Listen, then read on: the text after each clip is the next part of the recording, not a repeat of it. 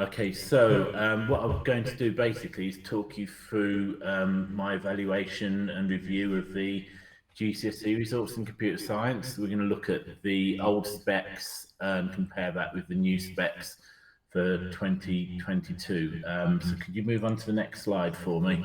For those of you who don't know much about me, this is my background of teaching. My teaching career started 25 years ago. I've written several textbooks. I've been a principal examiner for both AQA and OCR across different levels, level 2 and level 3. I'm self-employed, and there's a whole list of things that I do there. And I always like to tell people a little bit about my life outside of school as well. So you can see there it's been a little bit geeky. Does anybody recognise that picture at the top? Looks You like might a not do porter cabin. I don't from up recognise it on the north. You plan. might not come down that far. It's actually at Bletchley Park. And I always say, could just say that like even our kids like love it because they have stuff that's for different age groups. But you know that's about 80 miles south of us. And does anybody recognise the mascot in the other picture? No. Okay. All right. Well, that was the Birmingham 2022 Commonwealth Games. Which Yes, I do now. You do now. Lots of people have had them as hats. That's right. Yeah, my kids have got them as hats as well, and that's Perry. We had a lot of involvement with the Commonwealth Games, and the triathlon came down our local high street. So anyway, that's just a by the by. Anyway, shall we move on to the technical stuff? So we'll go on to the next slide. This is the headline, really, and everything else that I say is probably a lot less relevant. And the headline is more students got higher grades for all three of the English exam boards. If we have a look at this, the darker versions of the colours are 2022, and the lighter versions of the colours are 2019. And as you can see, if you just follow them up, they've all increased. So the percentage of students has gone up considerably for those who got those higher grades. I'm not comparing with 2020 or 2021, but the link that I'll give you in a bit does take you to a spreadsheet where you can have a look at the 2020, 2021, both summer, tags, CAGs, whatever you want to call them, and the autumn series. But you know, it's obviously very difficult to include those in any meaningful graphs. So if we'll go and sort of like look at these in a bit of detail for each exam board. So if we have a look at OCR, that's a hint for the next slide, by the way. Oh, sorry, did I miss out the key differences slide? Did I miss out that one? Yeah, okay, sorry, there we go.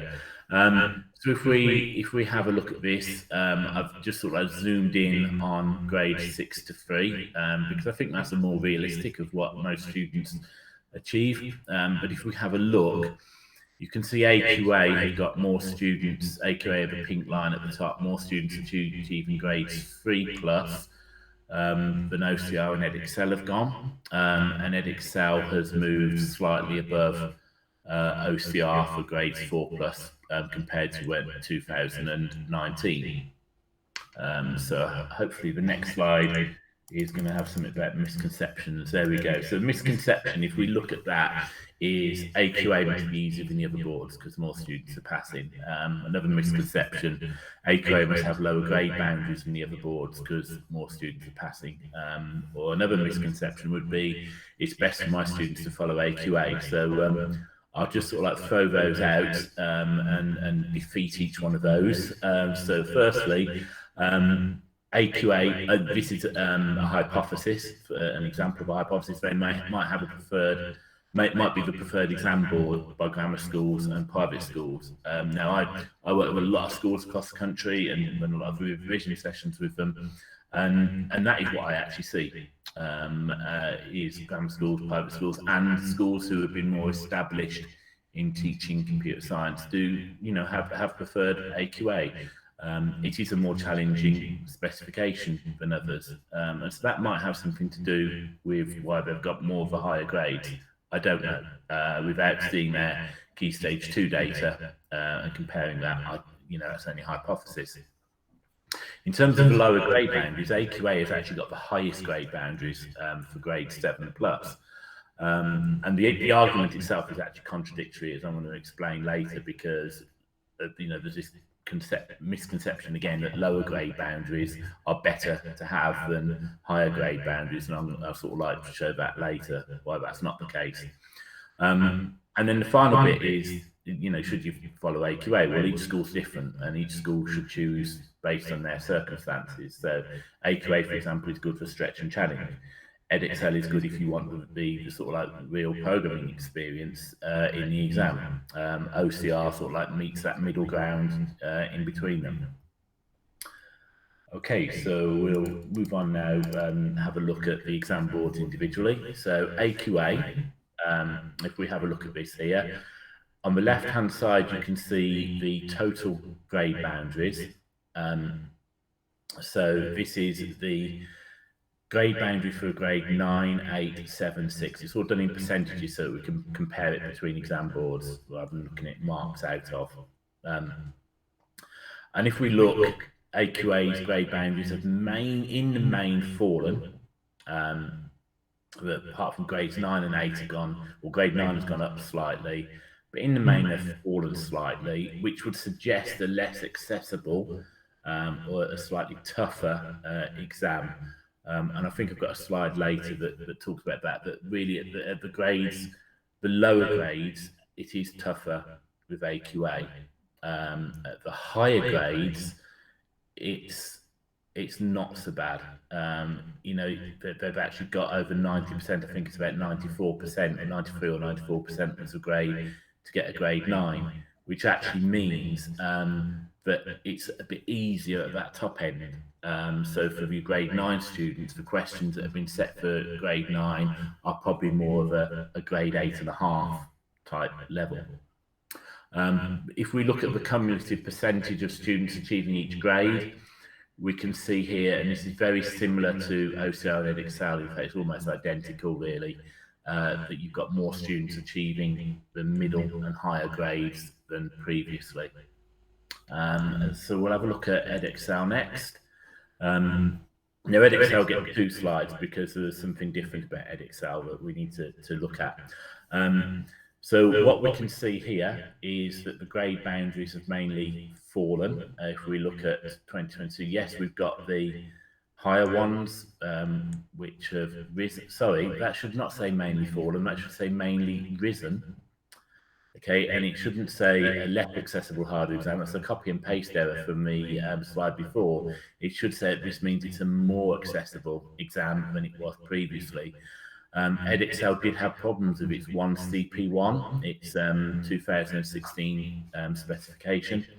There were issues with the way the spec was written, there were issues with the way questions were written, and they've addressed that, and that's why the grade boundaries have gone up, because it has become a much more accessible exam. So ignore what it says on the left, it's completely the opposite of that.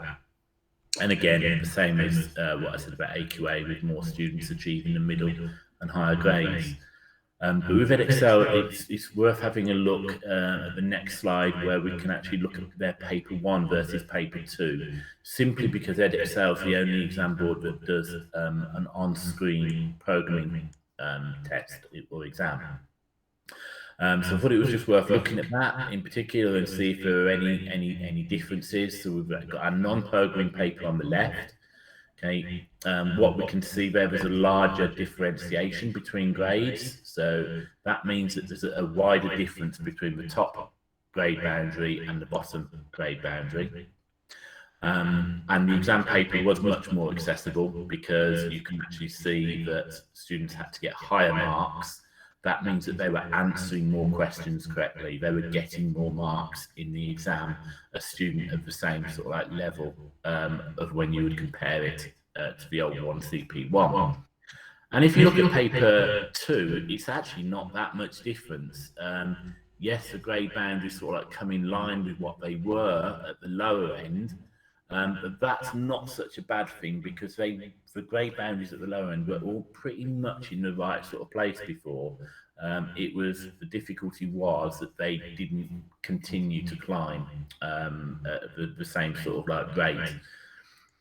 So with the programming paper, it's worked out well. It's been able to differentiate students, and the feedback I've had from Tim Brady at Edexcel is that apart from a couple of little technical glitches with the uploading of files, which was just to do with a user interface, it wasn't giving the kindest of messages or the simplest of messages. Apart from that, everything went well.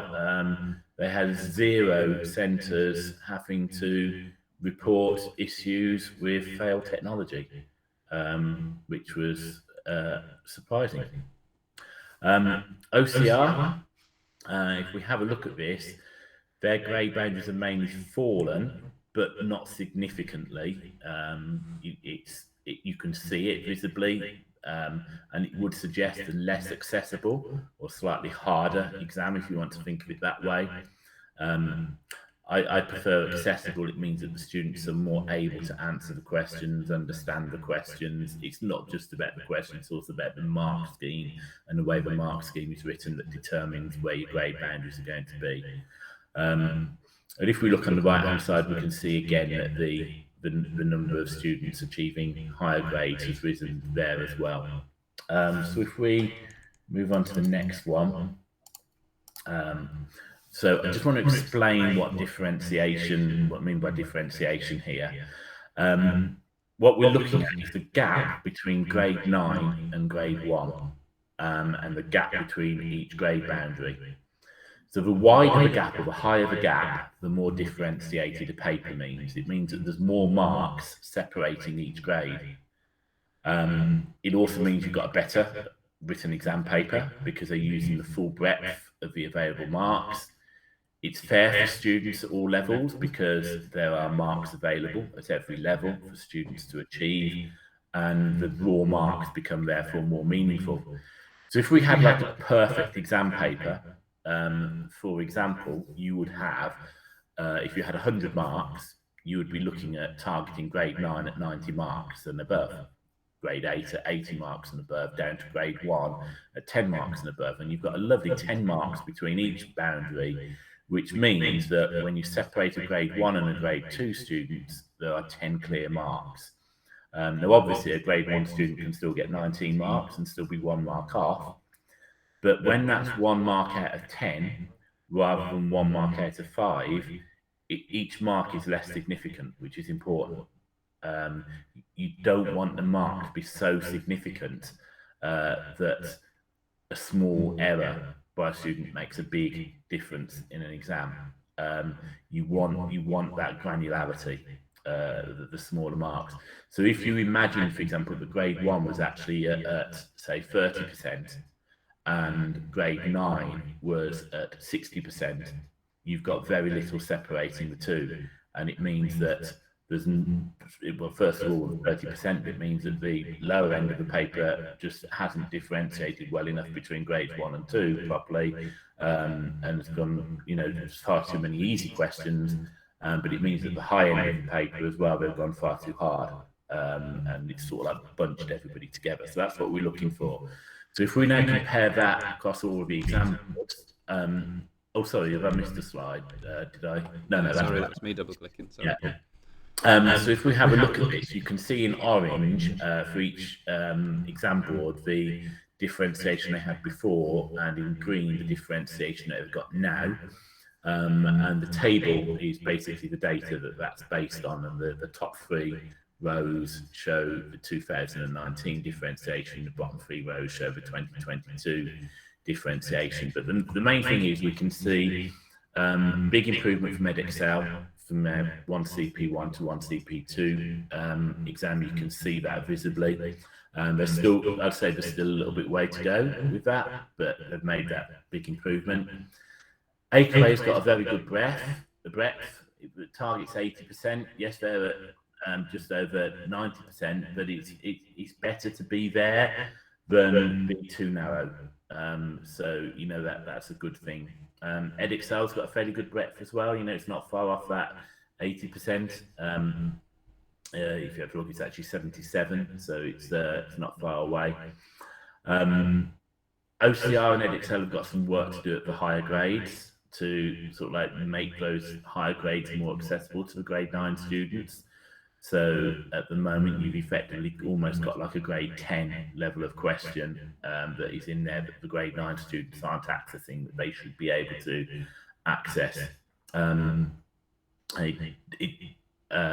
Also, there's more chance of missing at that grade by 1 mark of OCR because their differentiation is quite narrow down at the 73% end.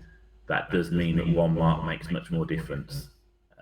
So, you know, they need to widen that a little bit, ideally. AQA says if you look at the higher ability students, it's more accessible for those grade 9, 8, 7 students.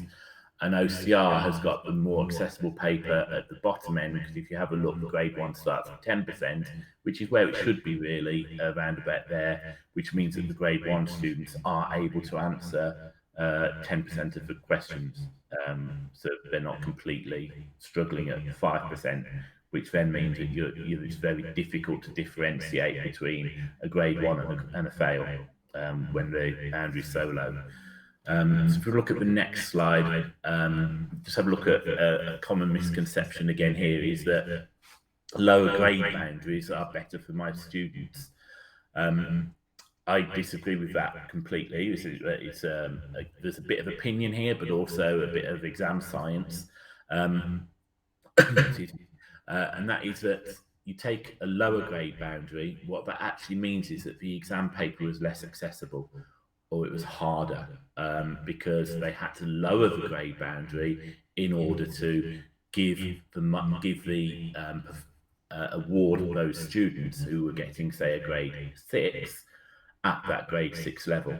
So they had to lower that grade boundary down because either the questions were too hard or the mark scheme was not flexible enough. Lower grade boundaries usually mean less differentiation, not always the case, because you could go from 5% to 85%, you still have a good differentiation, but usually when you see lower grade boundaries, you're getting a less differentiation because you're looking at lower at the higher end as well. Whereas higher grade boundaries usually mean, higher grade boundaries is a more accessible paper, means students are able to answer more questions. And again, if we see the high grade boundaries at the top end, we're usually looking at more differentiation because it works its way down as well. What really matters, though, when we look at this data is the percentage of students that get in each grade. So I know there was a lot of people getting very upset about the fact that Edexcel's grade boundaries had gone up so much, but they weren't getting upset about the fact that the percentage of students getting each grade had also gone up by so much. And that's the important thing, that it was, you know, it was right that those grade boundaries went up. It means that students were able to answer more questions, but the fact was more students were getting higher grades. So if we just go on to the next one, I think I'll be running out of time very soon, is what do we do about 2020 and 2021? So if we had a look at this, both year groups, both 2020 and 21, had much higher percentage of students getting grades 2+. They were inflated grades. We know that, you know, it was teacher assessed grades or centre assessed grades, depending on the year, but both the same thing really. And there was no sort of moderation or official moderation between centres. There was no real in-depth training of standardization across those exams, so it's very difficult to, you know, for anybody to get that right. There's a lot of training that has to go into examiners to then say to teachers, right, well, as well as teaching, we're suddenly going to expect you to do some examining as well, and try and be fair with it, you know, as well across your students. So if we have a look at that data, that's what you can see going on with the summer 2020. Sorry, just that previous slide. The summer 2020 exams sitting at the high end of the percentage of students getting through. The 2019 grades sitting at and 2018 sitting at the bottom end, and bang in the middle is a 2020-22. Now, the expectation from the DFE was to say to exam boards, we want you to be awarding somewhere between 2019 and 2020 and 2021. We want the 2022 grade boundaries to lie between that. Now, that's all very well for an exam that hasn't changed, which most other GCSEs is the case. The geography GCSE is exactly the same as the geography GCSE from 2019, for example. With computing, computer science, it's very different because they are different specifications. So it's not just a case of those grade boundaries lying in between, but the outcome, which is what matters, which is where you've got the percentage of students achieving each grade, is the same. And so it has achieved the same outcome. Okay, sorry, so that final slide is some more good news. 8,000 more students are taking GCSE computer science since 2018, approximately. And you can see that change there. So a 7% increase in the number of students taking computer science. You can see AQA, Edexcel fallen slightly. OCR has increased more. The history of this is that OCR has always had a dominant position because they were the first to come out with GCSE computer science before it was became more commonplace and before the reforms.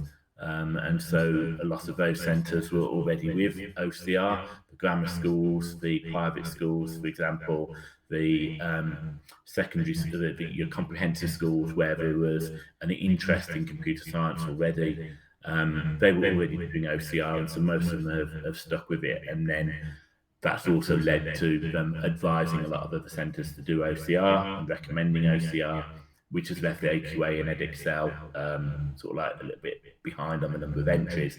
But what we are seeing is quite a bit of consistency across the three exam boards in general. There are some marginal differences that are showed, but there is consistency across them. And my view is that all three exam boards have set fair exams and done well to the students.